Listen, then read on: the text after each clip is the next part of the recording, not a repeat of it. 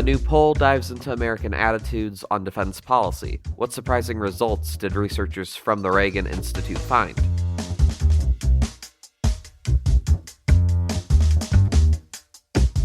Produced by Defense News and Military Times, this is the Early Bird Brief. Each morning, we bring you the defense and national security news of the day. One thing that was particularly striking was that the poll found high levels of support for arming three close U.S. security partners, Ukraine, Israel, and Taiwan.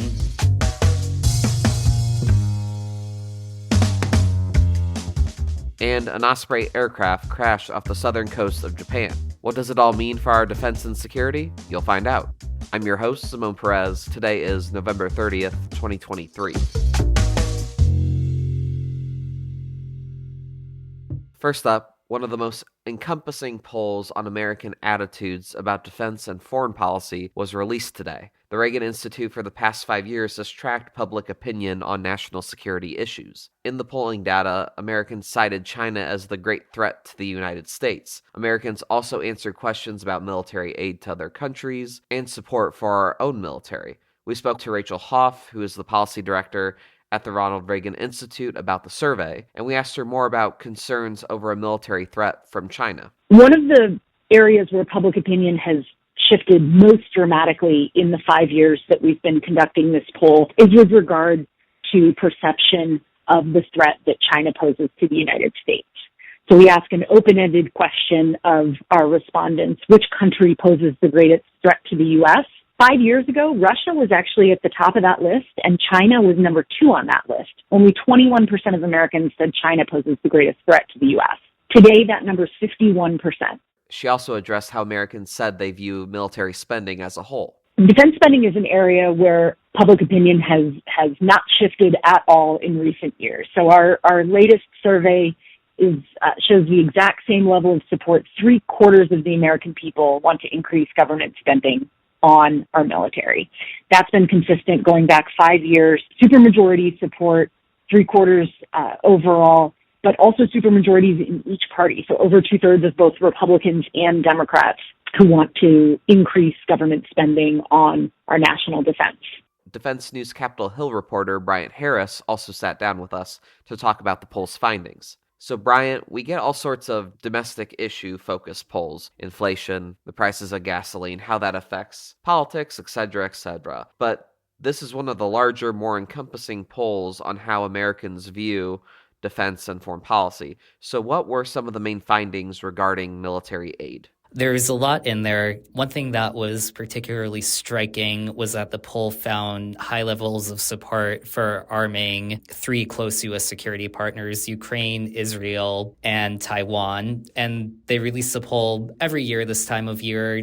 But this year, as we know, Congress is debating a $106 billion supplemental spending request that includes a lot of aid for all three of these partners. One thing that was particularly noteworthy was the poll found high levels of support for each, even though there are various complications in Congress, mainly with the Ukraine end of the package. But there's also some talk now among Senate Democrats of conditioning aid to Israel as well. Some of those results, arguably, though, run counter to what we hear some members of Congress saying, that the American public is tired of sending their money, their tax dollars to Ukraine, or pulling back more, they're tired of being the world's policemen in general. So what from these results surprised researchers? And if you could also just tell us, where do negotiations over military aid stand on Capitol Hill? Yeah, so the poll found that 59% of respondents supported sending U.S. military aid to Ukraine.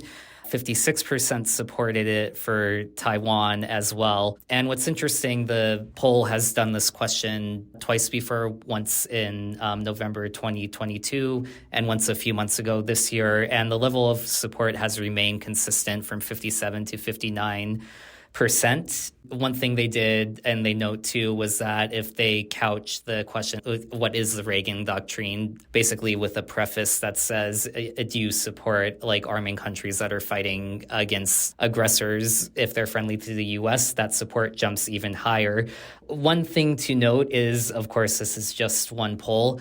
And, a CBS poll from the same time frames found that 53% of respondents favored sending weapons to Ukraine and 55% supported it for Israel.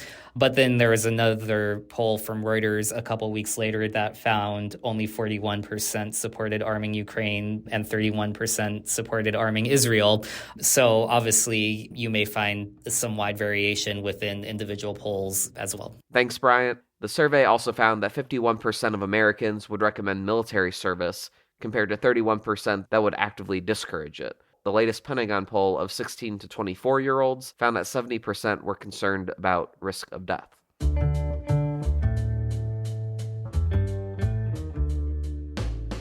In other news, for a second year in a row, the Department of Veterans Affairs met its goal of housing 38,000 veterans. But they say there are still veterans in need of help. Leo Shane III, our Military Times Capitol Hill bureau chief, sits down with us. So, Leo, the VA announced some good news in its effort to end veteran homelessness. Just how positive of news is this? Yeah, look, VA announced this morning that they reached their goal of helping 38,000 veterans into permanent housing. These are veterans who are struggling financially, some of them living on the street, some of them dealing with financial problems. But VA had set a goal at the beginning of the year that they wanted to help 38,000. It's the same goal as they had last year, and they actually exceeded it last year as well. So VA is saying over the course of the last 2 years, not including December, they've already helped out 78,000 folks. So that's a pretty significant number of individuals that are getting into housing. We're seeing about 93% of them a year on are still in stable housing. So look, veterans homelessness continues to be a pretty significant problem in the country. And this is showing that some of their more recent outreach efforts, some more coordination with local communities and whatnot, they're paying off. And that's great.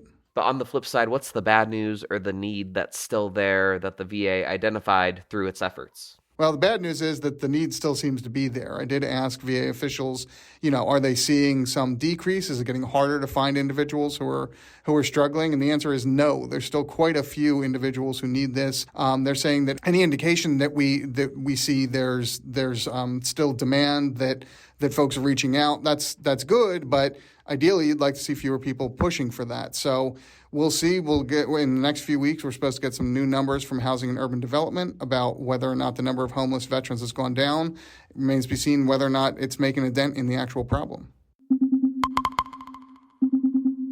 Also on your radar for today, a rescue effort is underway after a U.S. Air Force Osprey crashed during a training mission off the southern coast of Japan. Japan's Coast Guard said at least one airman on board died.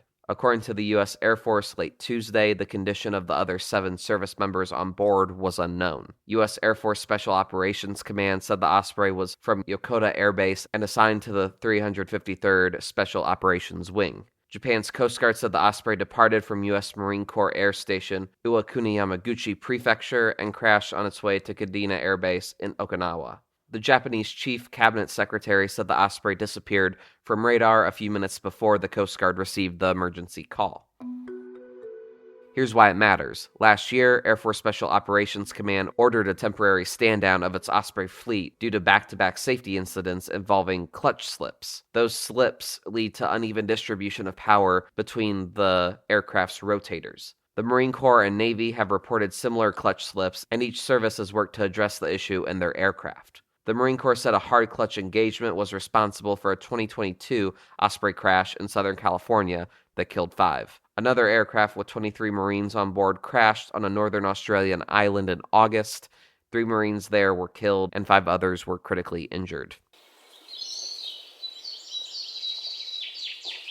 And now here's some other stories that we're hearing trips about. A U.S. official said yesterday that a U.S. Navy warship shot down a drone launched from Yemen over water in the southern Red Sea.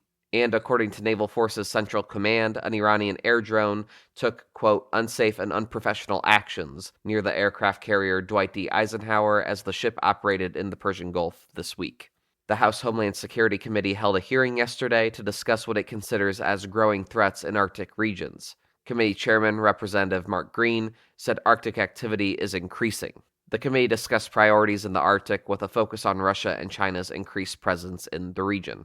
And the Illinois Air National Guard announced the appointment of Colonel Kevin Jacobs as the Chief of Staff and will pin on his star as a new Brigadier General on Saturday. That will make him the first black general officer in the history of the state's Air National Guard. And on this day in history, in 1939, the Soviet Union invaded Finland in what became known as the Winter War.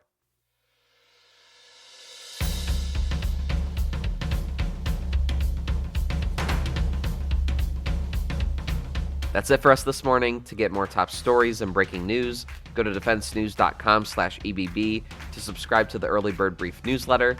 Please give us a like, rating, and a comment wherever you get your podcasts. And be sure to follow us on social media at @defense_news and at Military Times.